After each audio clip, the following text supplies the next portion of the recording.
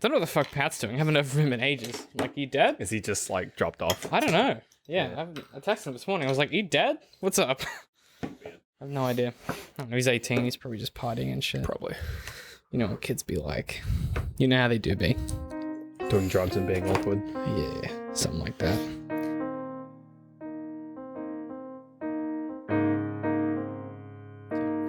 Hey guys, welcome back to the Arthritis Podcast, official podcast of digital and creative media works, where each week we take something from pop culture and try to break it down to better understand it. My name is David. Hello, my name is Ben. Coming in hot this week, Ben. Are we? I'm excited about this fucking episode. Oh, This okay. goddamn show. I'm not, but I mean, what? I'm not. This is it's like not your that I'm not favorite thing to talk about. It's not that I'm not excited. What it's do you just, mean? I was more excited when this was like months away. Oh, and But then now that it's come and gone, I'm like, yeah, I guess we're Right. doing this. Right, it's kind of like prom where you're like real, you're Yeah, real, like, G'd up And then for it, the and then it night happens, comes, you're like, and you're "That like, man, sucks." this sucks. Yeah, the film. this or doesn't the suck. episode, because the episode hasn't started yet. You just mean the film. I don't know. I think I'm Okay. just conflating the fact that this week has been a very, very busy week for me. And like halfway through it, I just watched this film, and it was And- just like a blink and you miss it moment. The funniest thing was I was lying in bed last night watching Netflix, and it was like, you can't watch any Netflix because there's two more people watching it. And I was like, that's weird. And I like rolled over. I'm like, Dom, what are you watching? And she was watching something on her iPad, and the other person on the screen was like, Ben, watching Shrek. And I was like, yes, Yes. dude. I was like, yes, dude. So funny. So funny. I was like, What a way get to it, get Ben. kicked off your Yeah. Netflix. And I was like, cool, guys, I pay for it, but you guys do whatever you want, I guess. Mhm. Okay. Absolutely. So if you hadn't already guessed that this week we were talking about the meaning of Shrek. the first one. The good one. I'm thinking maybe annually we'll do another Shrek film Yeah. until we go insane. Or Right. we die or they force us to retire. Yeah, you mentioned today that Shrek was like It was one of the first episodes. It was the second episode. Well, okay, so chronologically it was the first episode we ever recorded. It was the second one that was released to the public though. Yeah. And yeah, we definitely talked about it in that. We talked about it for like 5 minutes in And then an hour-long podcast. and it became like the thumbnail. And- I didn't really know what I was doing. Don't go back and watch those. Do not- They're really bad. But I thought we come full circle and talk about something like Shrek is a film that you've always historically loved, and that we have talked. Love Shrek. There are many a drunken evening where we have debated Shrek. Yeah. Shrek is one of those things that we keep Like coming what back one's to. the best? Like The what are answer the being the first one. the last name thing, which we'll talk about in the post show. Yeah. Like there's like a lot of stuff in Shrek that is interesting to unpack from just like a world building perspective. It's just culturally important for us. It is. Obviously it's a 2001 American animated comedy based on William Steig's fairy tale picture book of the same name, directed by Andrew Adamson and Vicky Jensen, their combined directorial debut. Before we get into the summary, some quick Shrek facts, and then we'll do what we thought of it. I've got some Shrek facts. I'm hoping to just kind of use these each year and just hope that people forget. The role was initially offered to Nicolas Cage of Shrek, and he didn't want to do it because he felt that if he was in that film, then children would think of him as an ogre, and he didn't really want that. Then it was offered to Chris Farley, who obviously passed away before they could complete the picture. And this is my favorite fact of all time. Mike Myers initially tried a Canadian accent, a country American accent, like a cowboy accent, but eventually convinced Katzenberg to let him re-record all of his lines in a Scottish accent. Because Re-record all his lines. It gets better. Re-record all of his lines in a Scottish accent because it was the voice his mother used when she told him bedtime stories. And this gets even better. And Myers did not request that they pay him for that. So he got paid the same amount and recorded double the studio time. What? Because he thought the voice was better. What the Which is crap? buck wild. That's So insane. I Mike- mean, I he mean- must have just had the fucking. He woke up at like 2 a.m. and he was like, I've got the voice. He just like, had that yeah. foresight that he knew there were going to be 6 of these fucking films. And he, there's more than that. And he must have just woken up and been like, that's the voice. Which is kind of hectic. Yeah, okay, so talk to me about your history with Shrek and what was it like going back? Because My God. So, back in like, when this film came out? 2001? 2001. So, it would have been Grade like one. 2001. Yeah. We didn't have a DVD player. We got that in like 2005, and then we bought Finding Nemo like everyone else in the world. So we only had VHS. I think most people only had VHS in 2001. Especially in Australia. I think DVD had gone to the rest of the world by then, but Yeah.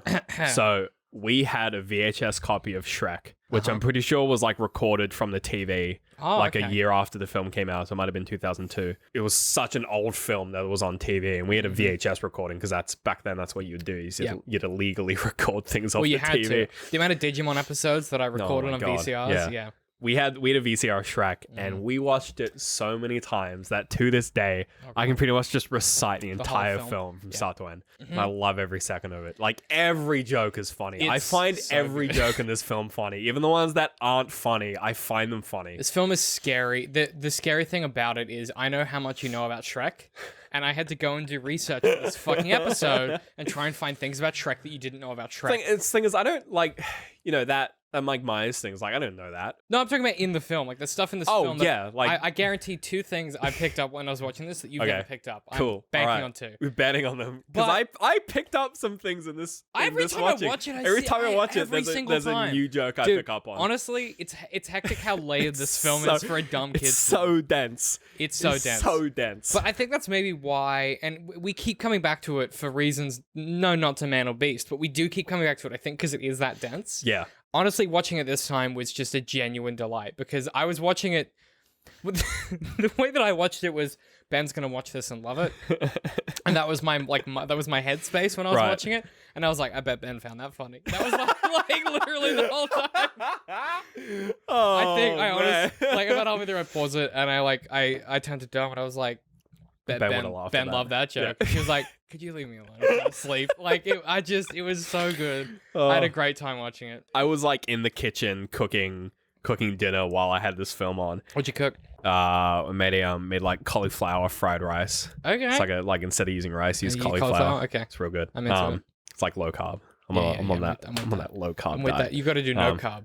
No, the beers though. Yeah, no carbs. How you do it, bro? Anyway, and I was cooking that, and it was the kind of thing where like I would be like listening to the thing, and I'd just be like talking along to the film and just like laughing in the corner. Like and Laura's sitting on the couch like, the fuck is wrong? She's like, can you stop interrupting my gym battle with your cackling, you maniac?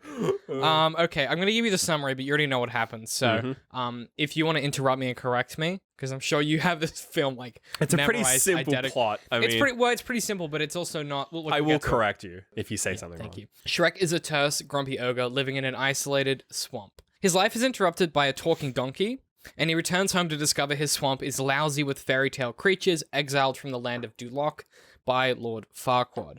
Shrek takes matters into his own hands, and with Donkey as a guide, heads out to confront Farquaad and have his land cleared of the fairy tale creatures. Shrek and Farquaad strike up a deal. Every time you say Farquaad, it's just so funny. Shrek and Farquaad strike up a deal. If Shrek rescues Princess Fiona from a dragon-guarded keep, Shrek can have his land back. Donkey in tow, Shrek confronts the dragon and saves Fiona with Donkey's assistance. Fiona now saved, the gang begins their slow journey back to Farquaad's castle. Fiona is initially unimpressed with Shrek, and Shrek naturally keeps her at arm's length, threatened by the prospect of the rejection and prejudgment he's experienced his whole life. Shrek and Donkey briefly bond over their shared experiences as outcasts. The trio encounter a handful of obstacles on their way back to Duloc, and in overcoming them, Shrek and Fiona slowly begin to fall in love. Almost at Duloc, Donkey discovers that each night Fiona transforms into an ogre, and that her curse can only be lifted by true love's kiss. Shrek overhears them discussing how hideous she is, and misunderstanding, thinks she is talking about him. My heart. It's the hardest part of the film. At Donkey's suggestion, Fiona vows to tell Shrek about her curse and how she feels, but sees that Shrek has brought Farquaad to the windmill. Confused and hurt by Shrek's sudden and cold disposition, Fiona accepts Farquaad's marriage proposal and requests they be married before nightfall. The couple returns to Duloc, while Shrek angrily abandons Donkey and returns to his now empty swamp.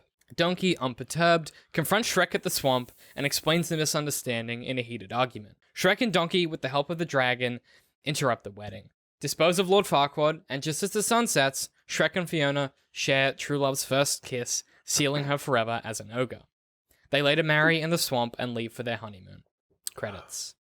Such a good film. It's really good, but I think that it doesn't make a lot of sense, and I think the themes never quite get there. Listen, I'm sorry. I'm going to spend a significant portion of this film trying to understand this episode, trying to understand what this film is doing. Right. So, okay, for caveat, I love this film. I'm not going to trash it for like any of a lot of like hot takes now are like, this film is not SJW friendly. Like a lot of the hot takes are like some of the sexist stuff. There is some of that. But my concern's more around like the thematic things and like what it's trying to achieve. Because we both seen this probably like a few hundred times. Yeah, like a lot. A lot. But it wasn't until I went to do the research that I started to confront like a lot of the narrative arcs in the story they don't get anywhere, and they have nothing to do with the ending. Yeah. It's really weird. So the whole message of the film, right. arguably, is about people aren't what they seem on the surface. Yeah, and it's like inner beauty or whatever. And you just yeah, have to like and it's also like, you know, like friendship, and there's a lot of just like character development. So it's like a fairy tale, right? Like it's a fairy tale. It's based on a fairy tale, and it's about inverting fairy tale stuff. And I think it relies on two things to do that, which is the inversion of fairy tales and expectations. So like, by way of example, like Fiona doesn't end up with Prince Charming. Prince Charming in this story, not in the universe at large, is in fact like a very short armchair fascist. Yeah. And the hero of the story in this narrative is like a self-flagellating ogre. And then this is where I get really confused because I'm like, but it's also like a Beauty and the Beast story, which we'll get into later. And I think the second thing that it relies on is the audience self-identifying to an extent with Shrek. He's kind of all of us. Like, we've all felt like we've been prejudged in our lives. We've all kind of felt like, based on how we look, or how we sound, or how we behave, that the people have decided they don't like us for no reason. Right. I think those are kind of the two key things the film needs to work. And then when you talk about the ending, so the ending is where I get really confused. So Fiona... Okay. So the film's premise is that Farquaad is trying to get rid of these fairy tale creatures because they're different. He's like othering them. It's like a classic, like, you're kind of fascist, like, these are their bad guys, get rid of them or whatever. And the kingdom doesn't accept Shrek as an ogre, right? Because he's like ugly or hideous or whatever. And I guess the arc of the film is like Shrek has to learn to like love himself because society doesn't change. Like the kingdom of Duloc never kind of, they don't suddenly accept ogres or whatever. It never really gets referenced at all in the rest of the franchise anyway. Like, they now just... Basically, Shrek just lives with a donkey and a bunch of outcasts. Like, the problem of Farquaad judging Shrek and the other creatures and the consequent, like, allegory of race is never fixed by Fiona becoming an ogre. In fact, it's made worse. The dragon eats Lord Farquaad, and then they run away. Like, but literally... It's like literally a coup. Yeah, from an outsider's perspective, the bad guys transform her into one of them, then eat the guy in charge. And then ran off. Right, it's weird. Yeah. Also, Fiona never stops loving Shrek because she's ugly, nor does he stop loving her because she's ugly. They have a misunderstanding that could literally be solved by, like, a Post-it note. So talk to me about that complication. Yeah. I get it, and I get that that's how relationships work, and that shit happens all the time. So for me, that's like that scene and like why it's like so painful, and because I think it's like a main, like, it's like the biggest pin in the story. I think like up until that point, it's a fairly, like, the pacing of the film is just, it kind of just goes. There's no real like development up until that point, really. You get a bit of the montage, but it's via you get the montage, yeah, and you know, the up until that point, a lot of it's just like the density of jokes and just like setting up what is really just like the ending, like, because that whole montage, it just comes and goes. Like, they make it to the Dragon's Keep like in a song. Yeah, like a half a song. Like, it's they're just like this ain't no Lord of the Rings. We're just fucking we're there, it. boys. And then like going back, it's just like the love montage. Right. So like for me, that's like the only real conflict in this film is that windmill scene. Like, it is super basic, and like, you know, there is the whole like Post-it note thing where it could just get fixed with a Post-it note. Even like Donkey could just fix it. Even when he's confronting Shrek at the end, he like doesn't want to let slip like what Fiona told him, because she told him to not tell anyone, and he's like, oh, I'm not going to tell anyone. And it's like, yeah, you know, you can kind of see where it comes from. Like, I get what he's coming for like from. his character. Yeah, but isn't the whole point of the ending? This is where I got flummoxed. So the ending is supposed to be that Shrek has changed in some way, and he's willing to let these people into his life or something, right? But Donkey goes to him. He doesn't seek out Donkey. So I think a better ending, and I'm just like, I'm freewheeling here, but I think a better ending is Shrek goes to the swamp and he's like, man, I'm fucking miserable. This fucking sucks. And he goes, I'll go find Donkey, and I need Donkey's help, and like reaches out to someone else for assistance to say, hey, I want to get Fiona back. Instead, what happens is Donkey literally forces his way back into Shrek's life and is like, dude, like, go to this chick. She's definitely into you. She wasn't talking about you. Like, Shrek is never forced to actually change. He's the one that stays the same. The impetus seems to be that Fiona learns to love Shrek, not for what he looks like, but for who he is underneath, right? So why, like, but the ending has nothing to do with that. The ending is they happen to have met a dragon that Donkey falls in love with. Like, do you know what? Like, it's just there's this disconnect in the narrative between the themes it's exploring and then like the things that occur that wrap it up. Yeah. Do you know what I mean? It's weird. It's weird. It's weird, right? Like, it's weird that Shrek doesn't change. I don't... Yes. Okay, yes, he becomes a little more agreeable, all right? And he's a bit less racist toward the fairy tale creatures. Yeah. But I don't necessarily... Because the whole time, he's like, yo, like, people fucking judge me before they know me. I think you... Can we play Adam... It's a kid's film, David! Listen, it's not a kid's film. It's full of allegory and shit, which we'll get to in a second. But, like, it is but it's not a kid's film. It is a kid's film. It's a film for kids that is trying to do, like, this is a film that you can watch as an adult and you could learn a lesson from, theoretically. Like, it is... I know a lot of it's heavy-handed, I think it is just very surface level. I think there's no... You kind of get used to these three characters and their interactions just being very easy to follow and very fluid. Like, there's no friction between... No. There's like when the characters interact, there's no character-based friction. It's just like narrative-based friction. Where, you know, when Donkey meets Fiona when she's an ogre, there's no like deep-rooted like horror that Donkey has. Donkey doesn't hate ogres. Yeah, like they don't drag, like nothing gets dragged up as to why Donkey is afraid of her. It's just funny at the time. Yeah, and she just spooks him because it's dark or whatever. Yeah, and he even has the line where he thinks that he's scared because he thinks that Shrek's eaten her or whatever. Yeah. It's just or like fun. this ogre's eaten. It's like, it's me in this body. And it's like, oh god, you've eaten her. Which is a great joke. It's a great joke. I think because of that, like none of the characters, there's no... I don't want to say there's no character development, but it's... Yeah, they don't seed these ideas in each of the characters. They do this in the later films where they'll seed an idea in a character. So like...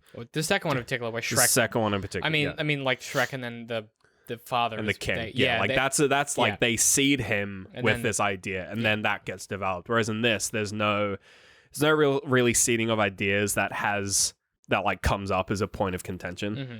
It's just this massive pie. It's literally Much Ado About Nothing.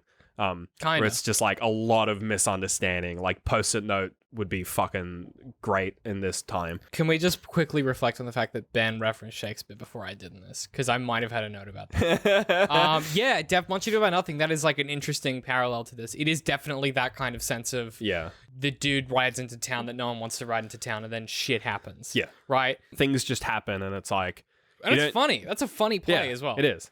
I guess the difference would be this film was made with a very specific audience in mind, and like that that particular audience very specifically was Bob Iger. This film was made specifically to make fun of him. So Lord Farquaad, for those of you uninitiated, is Bob Iger. As in the Disney CEO. As in the Disney CEO. So basically... Is he still... I don't know if he's still... He's definitely involved. He was. Like, I don't know. So basically, like, what happened... He was like after Walt Disney, wasn't he? Yeah. So basically, Katzenberg left Disney and he was like, cool, DreamWorks, that's my thing now. Yeah. And then he made this film basically exclusively to make fun of Iger. That's why he's called Farquaad. It's obviously fuckwad. It's obviously fuckwad. And, hilarious. Duloc is an obvious critique and parody of Disneyland, where Katzenberg calls out Iger as being very short, insecure, like this dictator with small man syndrome in charge of an over-commercialized, characterless kingdom. The walls are like grey slates. To the point, looks like the Disney castle. To the point where there's even that like little the little puppeteer show that's making fun of It's a Small World After All. And then obviously the fuckwad Which is thing. also another great joke. Some other stuff in there, other jokes at Disney's expense. Peter Pan, in the start of the film, Peter Pan is selling Tinkerbell to the knights. Don't know if you picked up on that. Yeah. You know, when Donkey flies. Yep. The fact that the fact that Shrek obviously is the other that ends up being loved. Dragon and Donkey. So there's this big thing that happens in Beauty and the Beast where they're not allowed to kiss until he becomes a dude.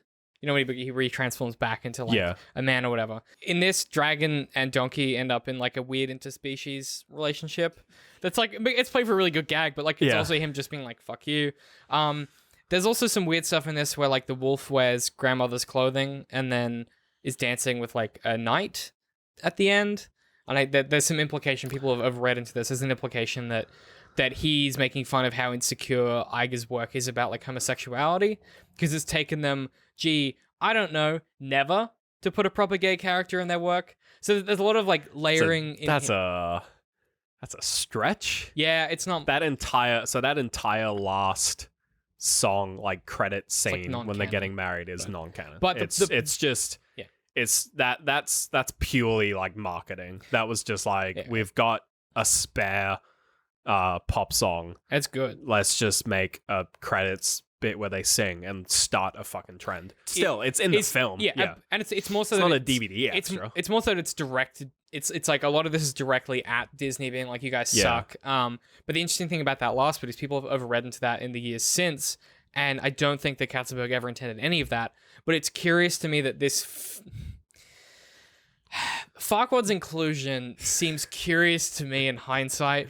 So like, as much as none of the other characters change, Farquaad is like, if you were going to make a comical like fascist in a cartoon, he's a good way to do it. He's a good way to do it. Like he's like when it's funny. It's like when Disney made World War II propaganda and took the absolute piss out of Hitler, and like Daffy Duck as well when they made him a Nazi, and it just like took the absolute piss to the point where there's a pithy accuracy in the modern kind of era. I'm not going to talk about who the clown is that might be similar to this, but I want to read you a quote from this Yale professor who was talking about a potential president as being a fascist. I'm not going to say who.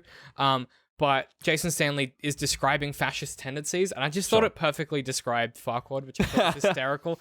This was not related to this podcast. I was just reading this article. Thought it was fucking funny. Quote, in the past, fascist politics have focused on the dominant cultural group. The goal is to make them feel like victims, to make them feel like they've lost something, and the thing they've lost has been taken away by a specific enemy, usually some minority outgroup or some opposing nation. This is why fascism flourishes in moments of great anxiety, because you can connect that anxiety with fake loss.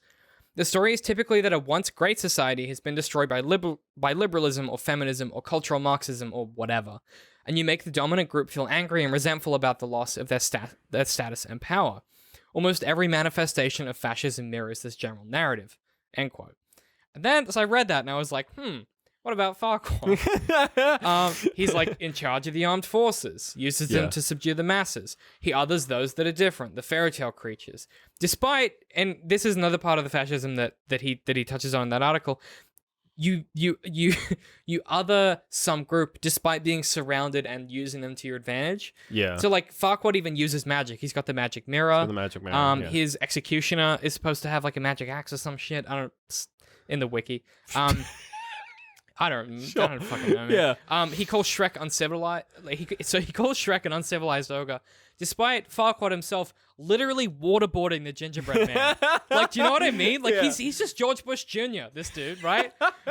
It's fucking crazy. And I know he's making fun of Walt Disney. Like, I get it, and I go, like, I understand that. And I understand that, like, Shrek is kind of vaguely coded as being, like, you know, the indigenous landholder or whatever, which is fucking weird in hindsight.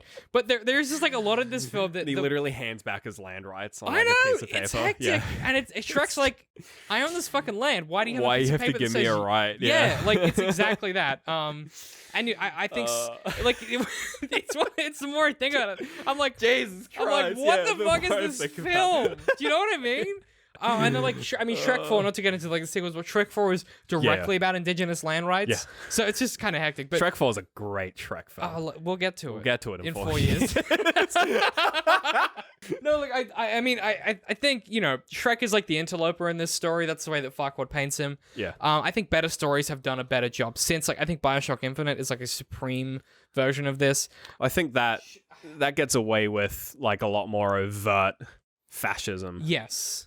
But even in the sense that fascism, like, you're as the guy with the mark on your hand of the AD or whatever it is, right? And they've said, oh, that's the Dark Shepherd, or whatever the language is there. It's the star, the Jewish star. It's and like even this has a lot of like coded religious imagery. But I think more so with Shrek, if you're talking about Katzenberg making fun of Disney and Iger, Disney was obviously famous for being anti-Semitic, and one of the codings that existed during like the Third Reich was this idea of like the Jewish people being these kind of monsters or these creatures, and you know they were analogous to like rats and things like that, and these rat people or whatever. And you give yourself this big green ogre who is like everyone hates him, and they literally hunt him out of town with pitchforks or whatever. Which is where the idea for Dracula came from. Which it's one of these things that is so intrinsically culturally embedded in things that we understand that is also just a dumb kids film. that I think it's so culturally important to try and work out what the fuck this film is. Yeah. Because you can watch this as a kid and you can then grow up and later on identify fascism by looking at Farquaad. Yeah. Right? Like, if you watch this film, and Farquaad's quite funny, there are certain people in power currently who could look at it and be like, they're quite funny, and recognize they can still be fascists. Yeah. There is something weird about this film that is just... I don't fucking know, man. I don't know what to do with it. Like, the more I think about it... Do you know why Robin Hood is French? Why? Because they just thought it would be funny. Monsieur Hood. Monsieur Hood. That's a good scene. There was a Stack Exchange question a while back that was like, why is Monsieur Hood French? Like, why is Robin Hood French? And the first answer was like, some guy went into this deep cut where it's just like, the original Robin Hood was like a French text, blah, blah, blah, this, that, and the other. It was original. But like, that's not why they did it. No, yeah, and the second answer was just like, here's an interview from the directors, and they just said it was funny. They were like, he's French. But like, so much of that stuff, that's where I get real. I'm like, is it... Like, is it allegory? Like, is it Or did they just... Like, are they referencing the French? Or did they just do Disney and they were like, he hates Jews, and then this all happened? Like, there is so much about it that is so hard to unpack. But I think that's why it remains forever like a film that I think they're going to run this on TV till we all die from whatever the next war is. Like, I think I'm excited. I'm looking forward to it. Yeah, I genuinely think it's a film that will persist forever because it just has I mean, like, even it's got really cool references that like the Matrix reference when she does the 360 kick. The fucking references. There are so many pop culture references, but they're not references to thing. Okay, one of the things that we talk about when we talk about Rick and Morty is Let's pick the shit out of you, Mike. Yeah. Sorry. But like, one of the things we talk about in that is it references things that are culturally evergreen. It's not just like passing fads, or a lot of other TV shows like South Park or whatever. Not that South Park's bad, but like they fall into the trap of like, or The Simpsons, where it's whatever is the conversation of today. That's what you make your show about. Shrek feels like it referenced things that happen to be enduring in culture. Everyone knows the fucking Matrix, right? Like, things like that. Even if you don't know the Matrix, you know that scene. Yeah, you know that cinematic thing. Sherlock used it at a wedding for some reason. Like, it's an enduring cinematic mechanism that they reference, and for some reason, I don't know how they did it. They managed to only reference things that people remembered forever. It's weird, and like, I don't know. Well, yeah. Why do you think it stayed so prevalent? Like, what is it about it that is so evergreen? I think a big part of it is the density. Like, it is really one of those films where it's the jokes aren't... There's like enough overt jokes where it's like when you first watch it, you're just like, oh, it's a comedy film. But then, you know, if someone's like, hey, let's watch Shrek, and you're like, you know, the second time you watch Shrek, someone's like, hey, do you want to watch Shrek? You're like, Shrek? They're like, yeah, it's a fun film. You're like, okay, I guess. And it's that second time you watch it, you go, oh. Yeah. And I think, I don't know, like films that this film like spawned. So, you know, like animated comedy with like a comedy relief character in like Donkey. So like Mulan. Yeah, kind of. I'm thinking like... I only reference that because it was still Eddie Murphy. I'm thinking like Frozen and like Despicable Me, like stuff like that, where it's just like films that are pretty good and have a decent story, but it's like they're just like, duh, we need a donkey because that's the thing that we need now. Yeah, because Eddie Murphy smashed it. Yeah, whereas like Donkey in this, Donkey is like, for me, is like the linchpin of this film. Like he's like the comic relief character who's like actually interesting. Yes. And is like, he doesn't overstay his welcome despite being literally in the entire film. It's hard. I don't know how they did it. I don't know how they did it either. The second film, he's insufferable for a bit. Yeah. But I don't know how they nailed it in this one. But and he's like just not in the fourth. No, he is in the fourth one. He's fat though.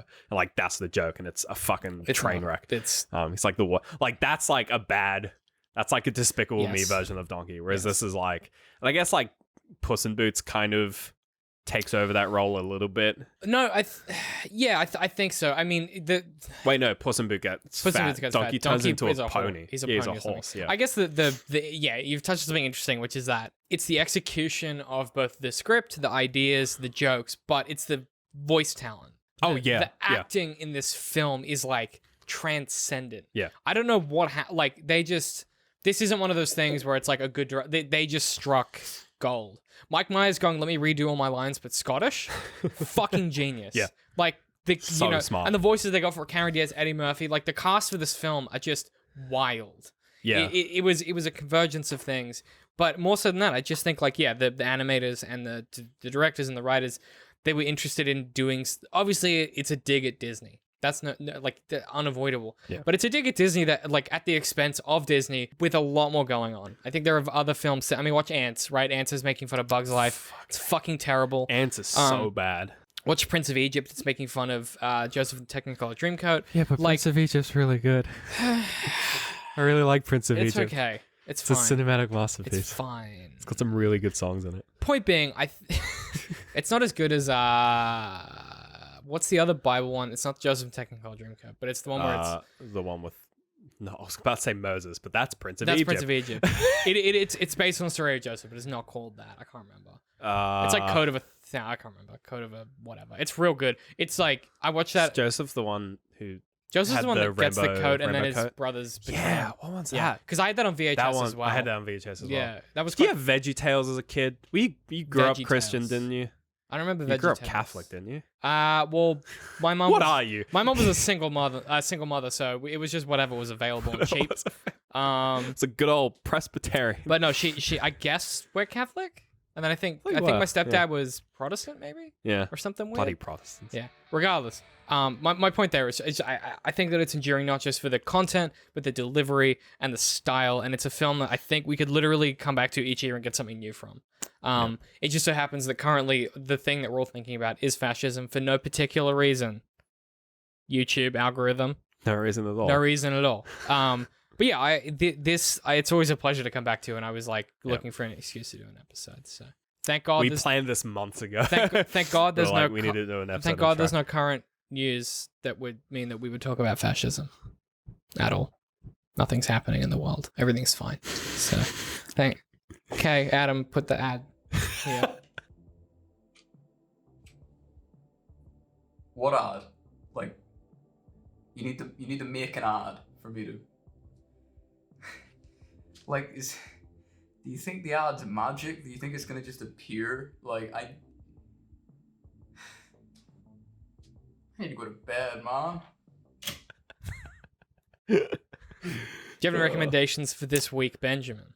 I listened to a podcast. I did it. I finally. Yeah, you were telling me what was the pod. So there's pod. there's like a really short sort of story podcast series called Mother Hacker. It's done by Gimlet.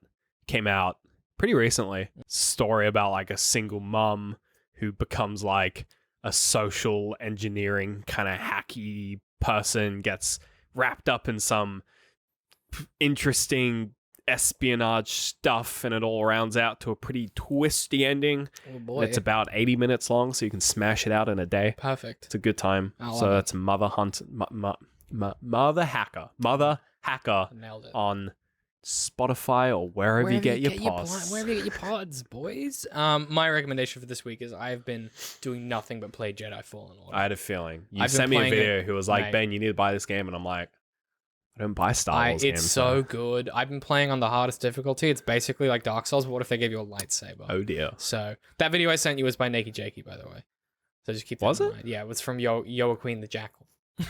Oh, right. Yeah, it's real good. Anyhow, it's basically a look. There are a lot of things about the game I dislike, but the combat and the things it give. It's not Sekiro. Sekiro is still my game of the year. It's no Sekiro, but it's pretty good. And right. I've been really enjoying getting back into the Star Wars mythology, and I've also been watching The Mandalorian, which is extremely. That is something I do need to catch. I think every time we watch it, Dom nearly fucking combusts. Dies. Baby She's like, my ovaries are too sore for this. Like, it's hectic. I'm just like in the Star Wars zone right now. I'm loving it. So I'm gonna ride that till we see episode 9. I was talking about it at work with someone. It's like they're definitely spinning up non-movie Star Wars stuff because they're trying to like recreate the MCU, but they've realized people aren't really receptive to Star Wars films. It's because so they're like, well, we'll spin up Mandalorian. We'll see how that goes, and clearly it's doing well. Yeah. So they're like, okay, Star Wars is now a multimedia franchise again. I think it comes back to the Han Solo thing. Like, you have to make a good film.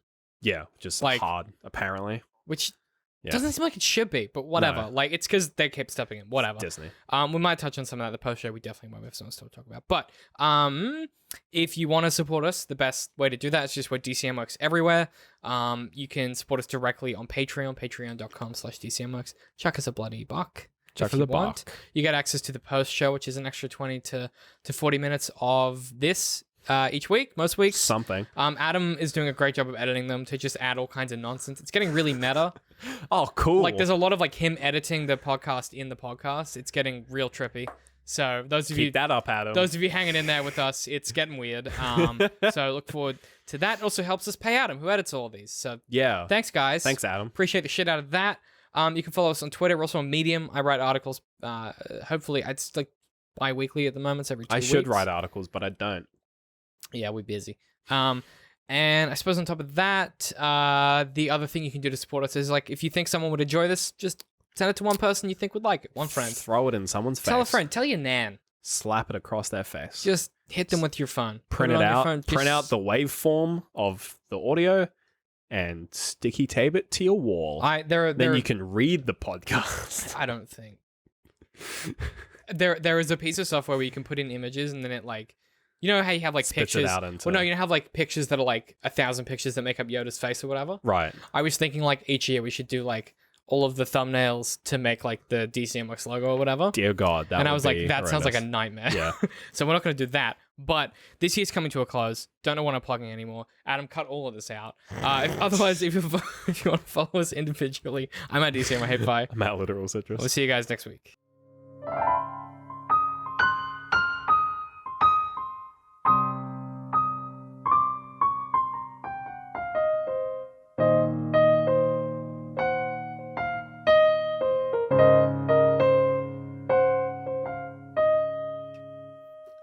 Do you need a pause? A piss No, pause? I'm good. Okay. What are we doing in the post show? I've got just comment response. Okay. We get a lot of comments. Cool. From the Bojack one. All right. I'll just separate these files. Some point we need to do our Death Stranding because I did finish it.